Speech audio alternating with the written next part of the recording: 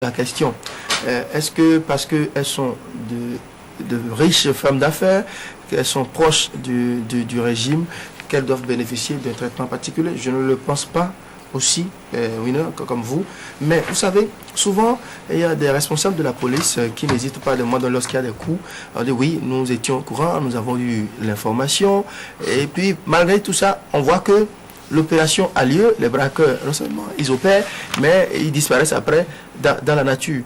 Mais lorsque Sulpice parle de la gestion et surtout du fait que ces dames-là ont des contacts, ont certaines facilités à joindre des hauts gradés, à joindre des responsables de la sécurité, par rapport à ça, si par exemple je prends le cas de ces deux braquages-là, pourquoi ne les a-t-on pas informés par exemple pour qu'elles prennent des dispositions pour mieux se protéger contre ces braquages-là? Donc il ne faudrait pas peut-être qu'on vienne encore nous dire nous étions au courant ou encore nous sommes en train de gérer. Je me rappelle dans ce pays, il y a eu des braquages retentissants, on a fait amarrer des patrouilleurs, on a fait décoller des hélicos qui ne sont jamais revenus. Heureusement que soi-même on n'est plus là, on a déposé, on a été amené à déposer le tablier. Donc c'est clair que aucun citoyen ne doit être privilégié par rapport à son statut ou fait non, pas du tout. Tous les citoyens, comme vous l'avez dit, sont égaux devant l'insécurité. Donc il faudra les mêmes mesures de sécurité pour les protéger. Maintenant, quand il y a certaines opérations, certains coups, comme ceux de Dame Difési et Boulkoulé Karamatou, et qu'on est alerté, il faut quand même tout mettre en œuvre pour essayer de trouver, par exemple, cette voiture qu'on ne trouve pas, qui n'est pas très, comment on appelle, qui ne coupe pas les roues chez nous et qui a disparu, il faut qu'on la retrouve. Et il faut aussi qu'on mette la main sur, c'est vrai, les forces de l'ordre font beaucoup d'efforts, ils font des exploits, ils font beaucoup d'actions assez positives, mais sur ce plan-là, on les attend aussi. De la même manière qu'on les attend aussi sur ce monsieur qui a assisté à qui les bandits ont arraché 2 véhicules et d'autres biens à Calavi et qui depuis ne sont pas revenus. Donc je pense que vous attendez qu'ils reviennent les bandits?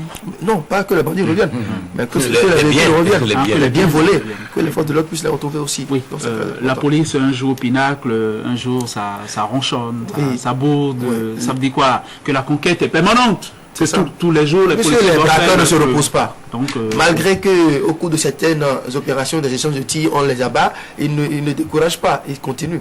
Donc c'est très important qu'il faut maintenir la vigilance. Voilà. Non, l'idéal aujourd'hui, c'est véritablement de donner aux forces de l'ordre les moyens de combattre cette insécurité-là.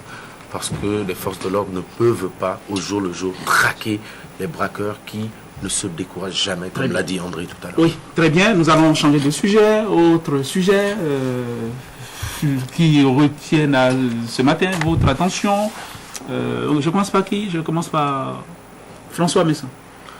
Je crois que malheureusement, nous allons nous retrouver tout à l'heure pour ce qui, moi, retient mon attention. Je reste préoccupé par la démission de Jean-Marc Nobilo et par les dessous de cette affaire. Je crois qu'on aura le temps d'en reparler assez. Le président de la FBF a dit qu'en gros, il n'y a rien, séculé, il n'y a rien à voir, que c'est un non-événement. C'est son mot à lui, contre les paroles de Jean-Marc Nobilo et contre le constat de tout un public sportif. Il avait même dit, il m'a dit à moi qu'il avait déjà un plan B, donc qu'il a anticipé tout ça. On verra bien de quoi il s'agit. Est-ce que vous avez jamais vu André Mouchara, président de la Fédération béninoise, se tromper sur un sujet? Il est toujours là où il faut. Aujourd'hui, dès qu'il a anticipé la démission de Jean-Marc Nobilo, il avait déjà un plan B. C'est autre chose, il y a un autre discours qu'il tenait bien avant cette démission-là. Bon, de toute façon, moi, ce qui me préoccupe et qui me paraît très très sérieux, c'est que les localités inondées, notamment dans Cotonou, les eaux se sont déjà retirées, mais ces quartiers, au lieu de faire l'objet d'un vaste programme d'assainissement, de salubrité, on constate que jusque-là, les autorités de la ville ne se décident pas encore. Elles sont abonnées absents pour le moment. Vous voyez, il y a des voies pavées qui ont été occupées par l'eau pendant des semaines. L'eau s'est retirée et il y a des débris. Vraiment, c'est tellement insalubre. Je vais citer un exemple, le quartier à Votrou de Cotonou. Et sincèrement, il faut que les autorités de la ville retournent sur les lieux. Après avoir chaussé les bottes pour sécuriser dans l'eau, il faudrait qu'on prenne maintenant les pelles, les balais, je sais pas, les machines qui balayent la rue dans la ville, les nivelleuses et tout ce que vous voulez, pour retourner dans ces quartiers-là. Essayer un peu d'améliorer le cadre de vie des populations. C'est très une exigence de salubrité retrouvée, recouvrée pour la ville de Cotonou. C'est une pierre dans le jardin de la mairie. Non, pas forcément de la mairie, hein. C'est une pierre dans le jardin des autorités, que ce soit la mairie ou l'État central ou le gouvernement. Donc je pense même les chefs quartiers. Oui, même les chefs quartiers, tout le monde est concerné, même les hommes de bonne volonté sont concernés par cette affaire, parce que les vraies maladies commencent après le retrait de l'eau. Ouais, donc c'est dans cela vraiment qu'il faut se concentrer sur ça, comme on peut se concentrer sur la lépie aussi. Il faut se concentrer sur la vie des Béninois. Vous n'êtes pas au bord de l'intoxication, vous, avec cette affaire de l'épi? Il faut être en vie pour aller voter. Il faut vivre quand même pour aller aux élections ou pour autre chose de développement. Les morts n'ont plus de développement. Ouais, donc à partir de ça... C'est le paradis là-bas. Bon, le paradis... Vous êtes allé une fois, je pense que ce sont des privilégiés. Le paradis, c'est un pari. C'est un pari. En tout cas, il vaut mieux croire en cela qu'autre chose. Mais je pense que d'abord, il faut vivre ce qui est sur terre là. Et c'est l'eau, le retrait de l'eau. Il faut que ça coïncide avec les efforts pour aider les populations à gérer cette situation. Et vous aimez la vie, vous la mordez même à pleines dents. Tout le monde aime la vie. Ah, tout le monde aime la vie. C'est pour ça qu'on pleure les morts. Vous avez le sens de la répartie. Oui, on dit que les fêtes de fin d'année riment avec l'insécurité, mais aussi avec les accidents de route. Je pense que c'est peut-être le moment de rappeler aux usagers des voies de circulation des routes qu'il faut faire beaucoup attention. Encore que Fraternité aujourd'hui a publié un message du CNSR, les 10 engagements pour la sécurité routière. Je pense que il y a Monsieur Sécurité routière, c'est Ribel Abel Adjovi, c'était dans une autre vie, depuis il a changé de manteau, de métier. Feu vert. Feu vert. Il n'a déjà plus de sifflet. Bon, nous allons refermer notre page forum parole libre et totalement décomplexée. Ce matin, ce sera tout. Chose annoncée, chose due. L'honorable membre du groupe parlementaire FCBE Suisse Patriotique, élu Force-Clé, membre de l'Union fait la Nation. Ouais, c'est difficile à suivre. Eric Rondeté, il est déjà là, fidèle au rendez-vous. Nous allons le recevoir dans un instant. Flag spécial présente. Spécial demande en mariage.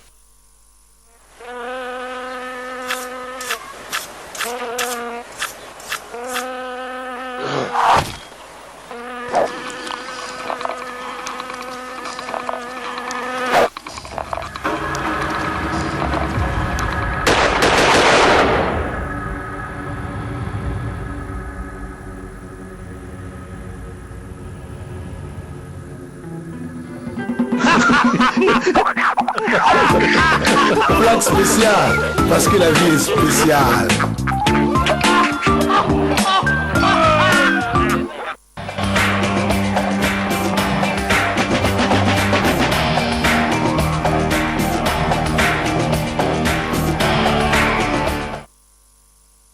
Honorable Eric Rondeté, bienvenue, bonjour. Bonjour. Une vingtaine de députés dans l'hémicycle lors de l'ouverture de la session budgétaire mardi dernier.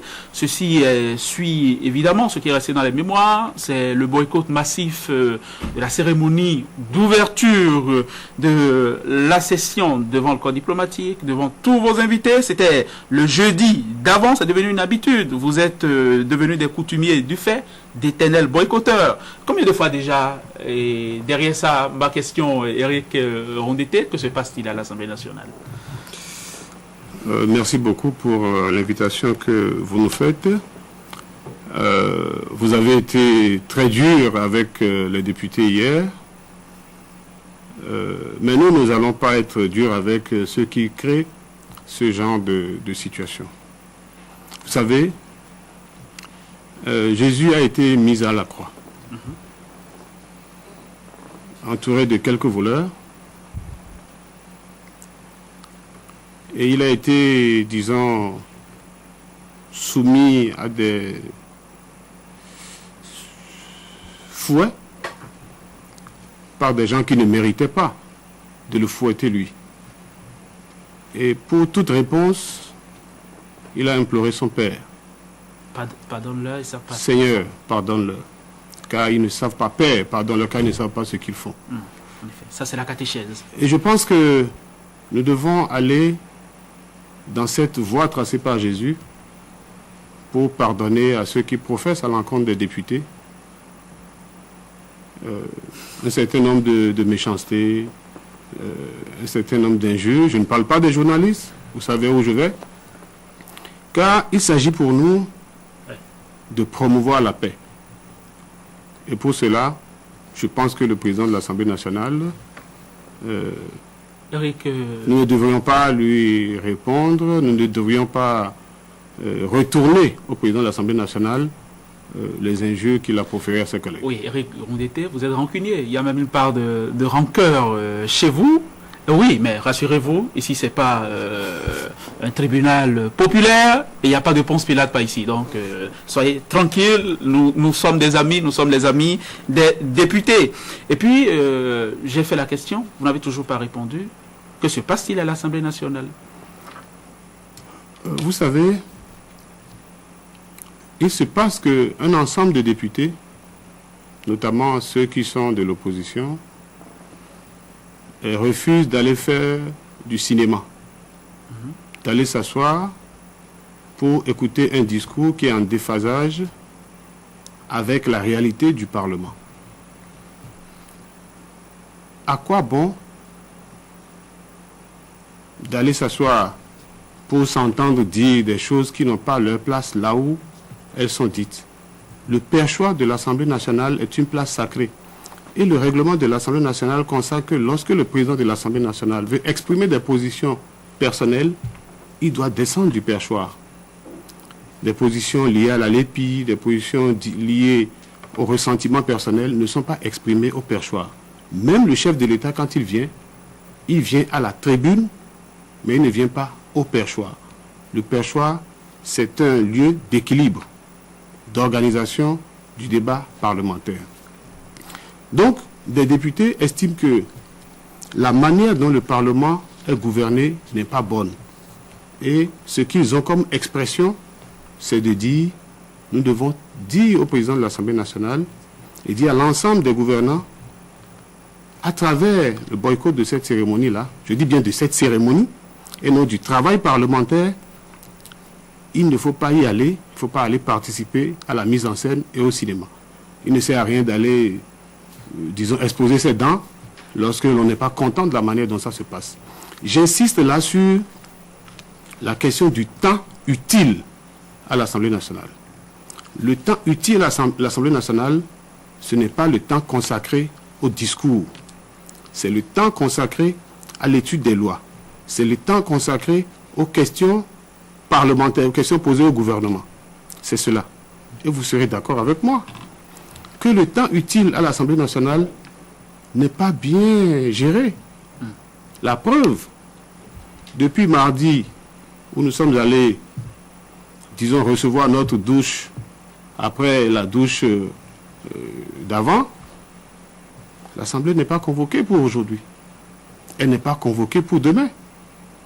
C'est une session de 3 mois et vous connaissez les habitudes dans ce sens-là. Donc, les députés ne boycottent pas les travaux parlementaires, mais ils expriment un désaccord face à la gouvernance de l'Assemblée nationale. Oui, vous-même qui aviez été de la 4e législature, Eric Rondeté, est-ce que vous êtes fier de la 5e? Vous êtes fier de la production parlementaire? Est-ce que vous êtes fier de la qualité des élus? Je suis fier de la qualité des élus. Parce que pour une fois, heureusement, nous avons des élus qui ont eu, c'est vrai, la circonstance y est prêtée, à, disons, faire face à des gens qui ont